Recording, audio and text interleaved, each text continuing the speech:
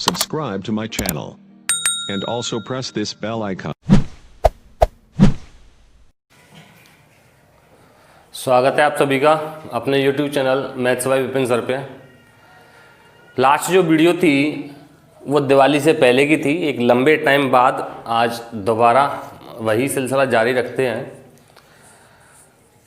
और उम्मीद करता हूँ दिवाली सबकी बहुत बढ़िया रही होगी। लास्ट वीडियो में हमने पढ़ा था क्षेत्रमिति में चतुर्भुजों के बारे में। चतुर्भुज का क्षेत्रफल क्या होता है, वर्ग बताया, आयत बताया, समचतुर्भुज, समांतर चतुर्भुज, समलंब चतुर्भुज और एक बेसिक क्वेश्चंस जो आते हैं वो बताए मैंने तुम्हें। अब रह जाता है हमारे पास में त्रिभुज और वृत्त। तो वृत्त से स्टार्टिंग करते हैं सर्कल, ठीक है। तो वृत्त की परिधि और वृत्त का क्षेत्रफल, क्योंकि हम 2D पढ़ रहे हैं और 2D में केवल हम क्षेत्रफल और परिमाप पढ़ेंगे। परिमाप जो होता है इसका परिधि, सरकमफेरेंस जिसको बोला जाता है, वो होती है 2πr। कितनी होती है? 2πr। क्षेत्रफल की अगर बात करें हम इसकी, तो इसका एरिया होता है πr²। अगर अर्धवृत्त की हम बात करें, अर्धवृत्त सेमी सर्कल, ठीक है, तो अर्धवृत्त जो होगा वो इस तरीके से होगा।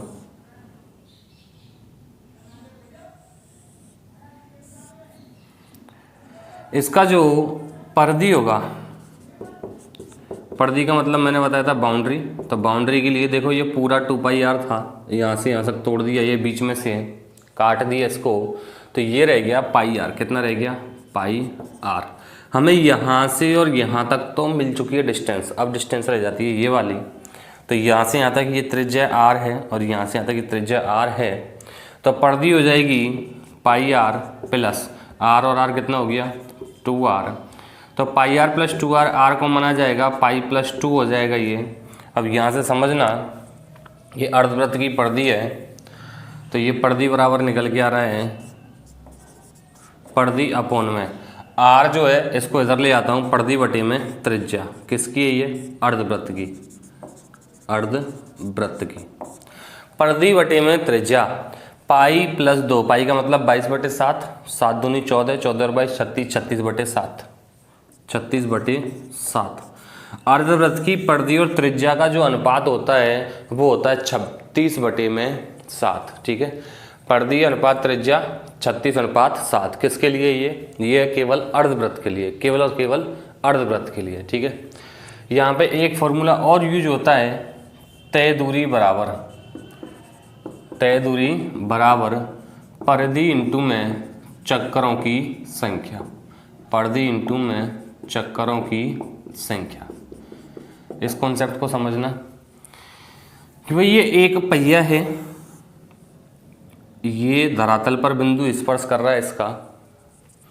जब ये एक चक्कर लगाएगा, मतलब यहाँ से यहाँ तक घूम जाएगा, तब जो दूरी तय होगी वो इसकी परिधि के बराबर होगी। किसके बराबर होगी?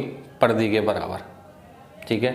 तो एक चक्कर में जो दूरी तय हुई है वो परिधि के बराबर हुई है। और अगर कुल दूरी की बात करें, 2 चक्कर लगाता है तो परिधि गुणा में 2 चक्कर, 3 चक्कर लगाता है तो परिधि गुणा में 3 चक्कर, 4 चक्कर लगाता है तो परिधि गुणा में 4 चक्कर। ये कहलाएगा तुम्हारा तय दूरी। तो तय दूरी हो जाएगी परिधि गुणा में चक्करों की संख्या, ठीक है। इसको स्पेशली याद रखना, बहुत क्वेश्चन आते हैं यहाँ से रेलवे में।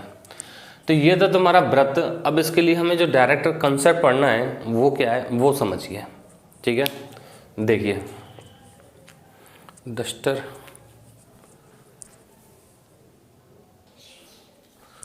देखिए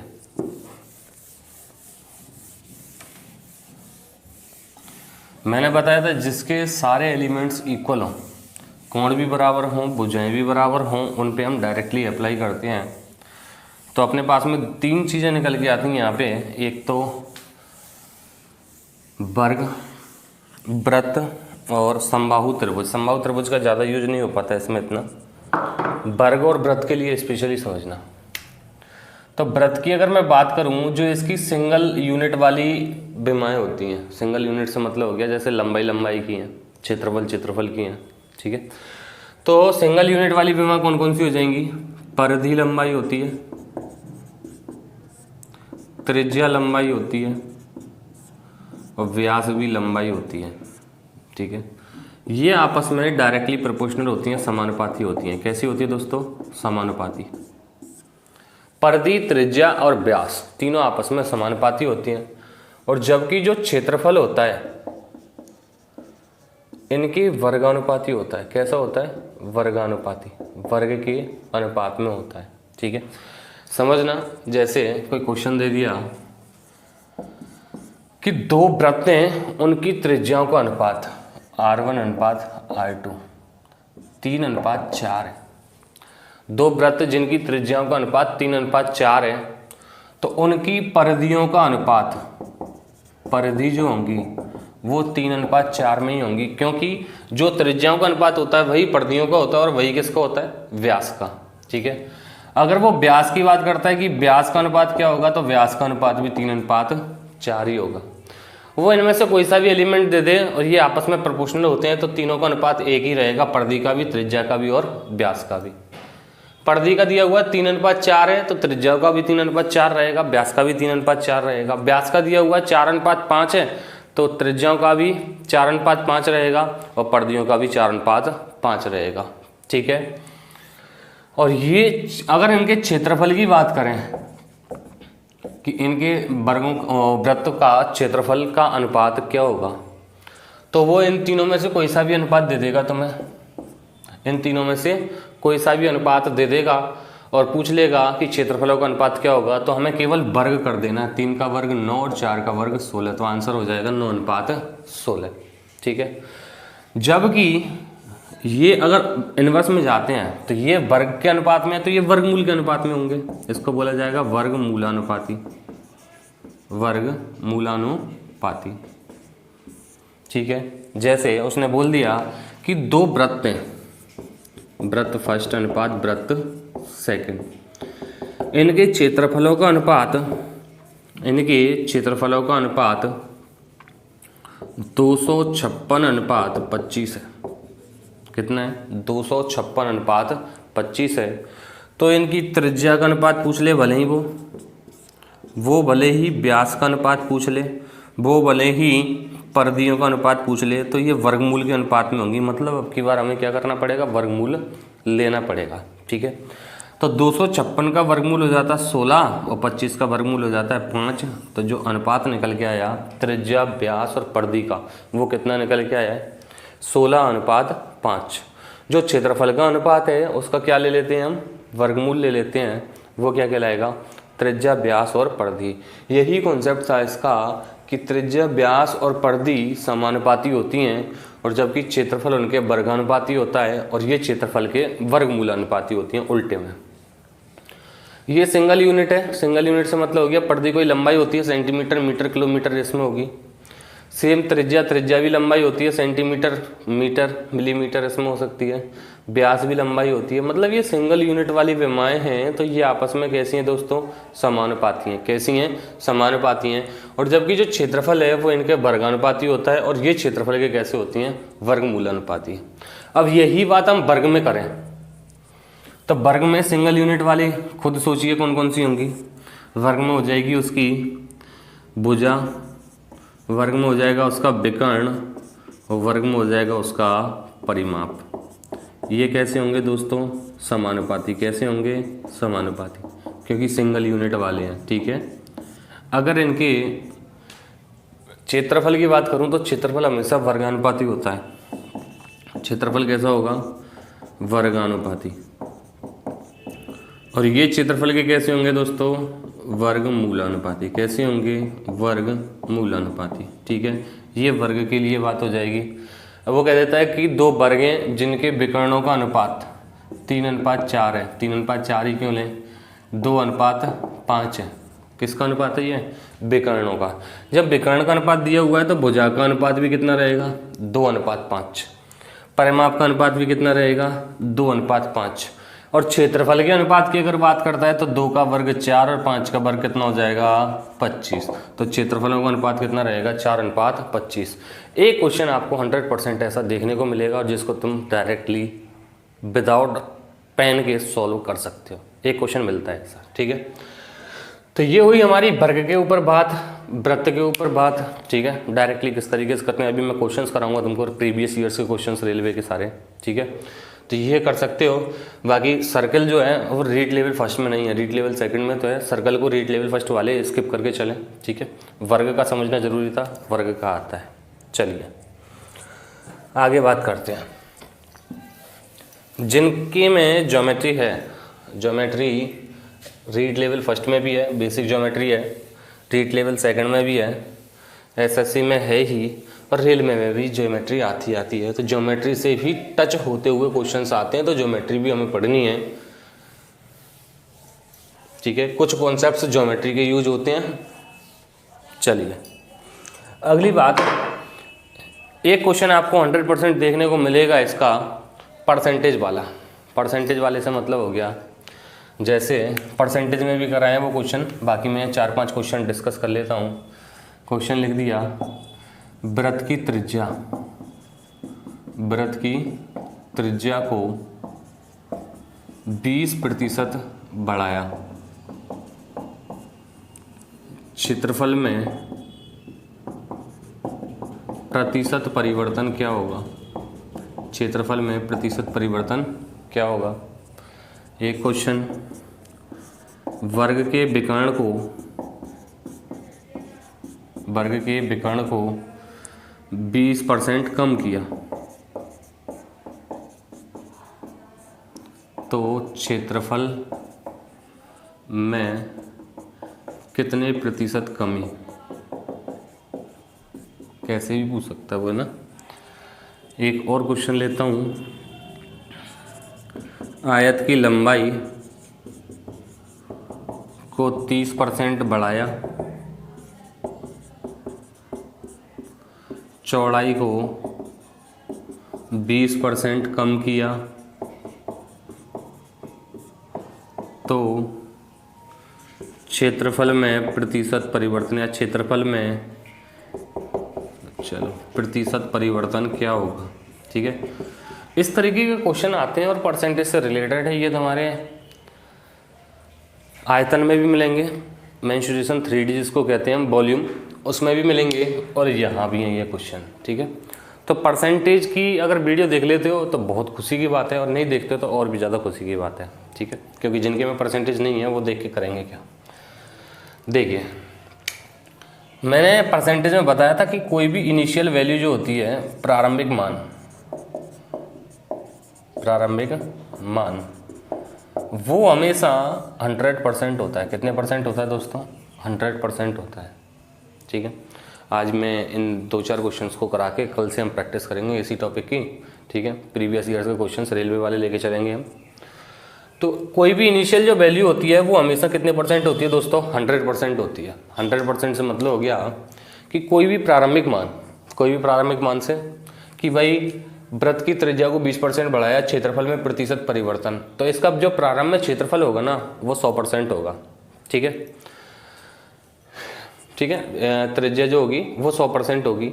वर्ग के विकर्ण को 20% कम किया जाए तो क्षेत्रफल में कितने प्रतिशत कमी होगी? तो इसका विकर्ण जो होगा वो पहले 100% होगा, ठीक है।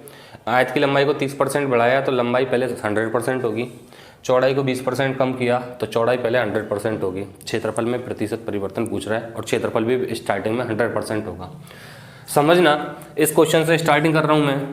क्षेत्रफल पहले कितना है? 100 है, इनिशियल वैल्यू 100% होती है। आयत की लंबाई को 30% बढ़ाया है, 30% बढ़ा दिया, इसका मतलब हो गया वो 130% हो गई लंबाई, ठीक है। तो लंबाई केवल, अब मैं चौड़ाई की बात नहीं कर रहा हूँ अभी आप लोगों से, लंबाई को 30% बढ़ाया है, इसका मतलब इसका 130% हो जाएगा क्षेत्रफल। अगर वो चौड़ाई की बात नहीं करें, केवल लंबाई की बात करें कि लंबाई को 30% बढ़ाया है, क्षेत्रफल पहले 100% है, 30% बढ़ा दिया तो लंबाई जो क्षेत्रफल होगा वो पहले का 130% हो जाएगा। ये चेंज हो गया कहाँ तक? लंबाई तक।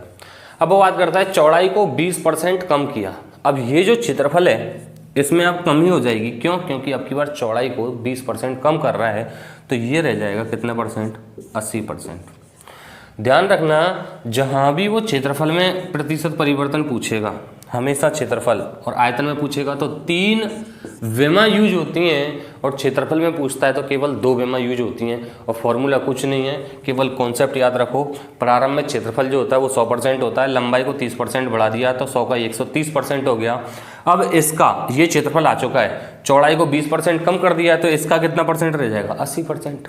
इसको सॉल्व किया, 2 0 से 2 0, ये 2 0 से 2 0, 13 8 104। तो भैया पहले कितना था क्षेत्रफल? 100, और अभी कितना है? 104। कितना बढ़ गया? 4। कितने पर? 100 पर। तो मैं कहूँगा 4% वृद्धि, क्योंकि परसेंटेज जो होता है वो पर 100 वैल्यू होती है। बात है समझ में? इधर सॉल्व करते हैं। एक क्वेश्चन और ले लेता हूँ मैं इधर। एक आयत है, उसकी लंबाई को 10% बढ़ाया, प्लस का मतलब 10% बढ़ाया, ठीक है। उसकी चौड़ाई को 10% घटाया है, ठीक है। ट्रिक ट्रुक पे मत जाना, क्योंकि ट्रिक अब नहीं आ रही है। एग्ज़ाम देख सकते हो, वो गया ज़माना जब ट्रिक पे क्वेश्चंस होते थे। लंबाई 10% बढ़ा रहे हैं, चौड़ाई 10% घटा रहे हैं, तो क्षेत्रफल 100। लंबाई को 10% बढ़ाया, 110 हो गया। फिर चौड़ाई को 10% घटाया तो इसका 90% हो गया। सॉल्व किया, 2 0 से 2 0, 11 9 99। 99 का मतलब पहले 100 था, अब 99, 1% कमी हो गई, ठीक है। बाकी ऐसे क्वेश्चंस को आप करना चाहो तो उतनी वृद्धि हो रही है, उतनी कमी हो रही है, तो परसेंट बटे 10 का होल स्क्वायर % कमी होती है हमेशा, ठीक है। तो 10/100 करोगे, ठीक है, सॉरी 10/10 करोगे तो 1% होगा, 1% का स्क्वायर 1% ही रहेगा, तो 1% कमी होगी, अगर ट्रिक याद करना चाहो तो, ठीक है। चलिए, तो यहाँ पे वृत्त की त्रिज्या में दोस्तों मैंने अभी बताया कि क्षेत्रफल में हमेशा 2 भुजा यूज होती हैं। अब त्रिज्या में सभी भुजा समान होती हैं, तो वो केवल एक त्रिज्या की बात करेगा वो तुमसे, ठीक है। और क्षेत्रफल में प्रतिशत परिवर्तन पूछ रहा है, तो वृत्त की क्षेत्रफल जो होगा वो पहले कितना था? 100 था। अब क्षेत्रफल को 20%, त्रिज्या को 20% बढ़ाया है, तो एक त्रिज्या 120%, दूसरी त्रिज्या में भी वृद्धि होगी 120%, ठीक है। एक्चुअल में क्षेत्रफल जो होता है वृत्त का वो πr² होता है, पाई इंटू आर, तो आर में 2 बार चेंज होता है।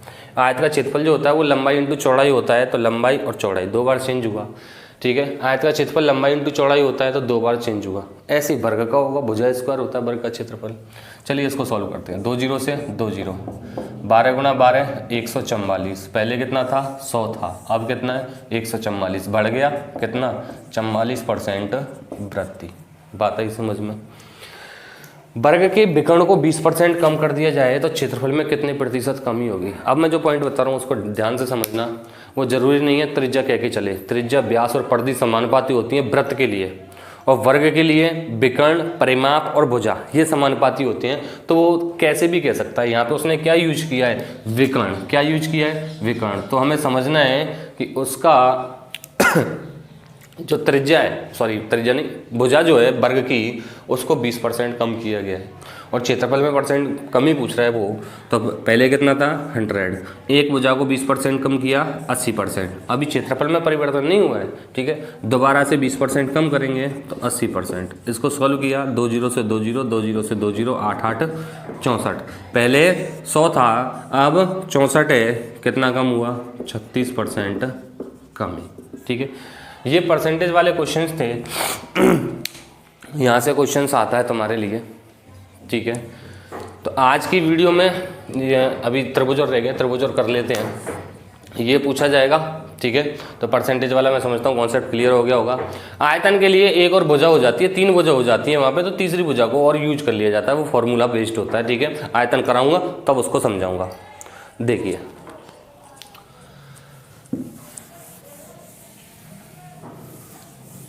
त्रिभुज का भी पूछ सकता है ऐसे, है ना, क्योंकि त्रिभुज का जो क्षेत्रफल होता है वो 1/2 इंटू लंबाई इंटू चौड़ाई होता है। तो मैं एक क्वेश्चन त्रिभुज का भी ले लेते हैं। आधार इंटू में 1/2 इंटू में आधार इंटू, तो मैं कह सकता हूँ किसी त्रिभुज के आधार को 40% बढ़ाया और उसकी ऊंचाई को 20% बढ़ाया। अब वो पूछ रहा है तुमसे क्षेत्रफल में प्रतिशत परिवर्तन, क्षेत्रफल में प्रतिशत परिवर्तन। तो हमें पता है क्षेत्रफल जो होता है उसमें 2 वजह यूज होती हैं। स्टार्टिंग में क्षेत्रफल कितना है 100। अब त्रिभुज की बात कर रहा है तो त्रिभुज का क्षेत्रफल होता है 1/2 इंटू आधार इंटू ऊंचाई। 1/2 कांस्टेंट रहेगा, न्यूमरल वैल्यू है, आधार और ऊंचाई में चेंज करना है। आधार को 40% बढ़ाया है तो 140% हो गई, ऊंचाई को 20% बढ़ाया है तो 120% हो गई। इसको सॉल्व कर दिया जाएगा, 2 0 से 2 0 और ये 2 0 से 2 0। तो मल्टीप्लाई कर दो, 12 चौक 48, 4 12 कम 12, 12 और 4 16, कितना हुआ 168। ठीक है, पहले कितना था 100 था, अब कितना है 168, कितना बढ़ गया 68% इंक्रीमेंट हुआ। क्लियर। इस तरीके से पूछ सकता है, वो किसी भी आकृति का पूछ सकता है, 2 भुजाओं में वो परिवर्तन जरूर देगा। अगर वो एक भुजा में परिवर्तन देता है तो वो वर्ग और किसके लिए देगा, वृत्त के लिए। ठीक है, चलिए एक वजह से थोड़ा सा यहाँ पे एक कन्फ्यूजन और क्रिएट होता है, उसको और क्लियर कर देता हूँ। वो अगर डायरेक्टली आप लोगों को ये कह के चलता है कि किसी आयत की लंबाई को 25% बढ़ाया, क्षेत्रफल में प्रतिशत परिवर्तन, क्षेत्रफल में प्रतिशत परिवर्तन। अब की बार यहाँ आपको 25% 2 बार इंक्रीमेंट नहीं करना है, क्योंकि आयत में 2 भुजा होती है, लंबाई और चौड़ाई। तो उसमें से लंबाई को बढ़ाया, इट मीन्स चौड़ाई एज इट इज है पहले जैसी, उसमें कोई चेंज नहीं है। ठीक है, तो क्षेत्रफल प्रारंभ में कितना रहेगा 100, लंबाई को 25% बढ़ाया तो कितना हो गया 125%, इनटू में ऊंचाई में तो कोई चेंज नहीं है, ऊंचाई कितनी है 100/100। क्लियर। अगर वो वृद्धि कमी होती है तो 100 में प्लस या माइनस करके लिखते हैं उसको, तो ये 100 से 100 कैंसिल आउट हो जाएंगे, 125। कितना था स्टार्टिंग में 100, अब कितना है 125, कितना बढ़ गया 25%। मतलब ऐसे क्वेश्चंस में वो केवल एक भुजा को बढ़ा रहे हैं, ठीक है, दूसरी भुजा नो चेंज है, तो क्षेत्रफल में भी उतना ही % परिवर्तन होता है। क्लियर। ठीक है, चलो आगे। त्रिभुज की बात कर रहे थे, तो त्रिभुज के क्षेत्रफल वगैरह, वैसे मैं आप लोगों को क्षेत्रफल वगैरह उसमें करा चुका हूँ ज्योमेट्री में। चलो ज्योमेट्री से पढ़ लीजिएगा, वो ज्योमेट्री की वीडियोस डाली हुई हैं मैंने 4-5, अभी पूरी नहीं हुई है ज्योमेट्री, उसको भी कंटिन्यू करेंगे। ठीक है, तो जहाँ दिक्कत आएगी वहाँ मैं क्वेश्चंस के बीच में आप लोगों को कराता हुआ चलूँगा, कोई ज़्यादा बड़ा इश्यू नहीं है। ठीक है, तो आज की वीडियो में इतना ही रहने देते हैं। बने रहिए मेरे साथ में मैथ्स बाय विपिन सर पे, और ज़्यादा से ज़्यादा लाइक कमेंट शेयर ठोकते रहे। धन्यवाद।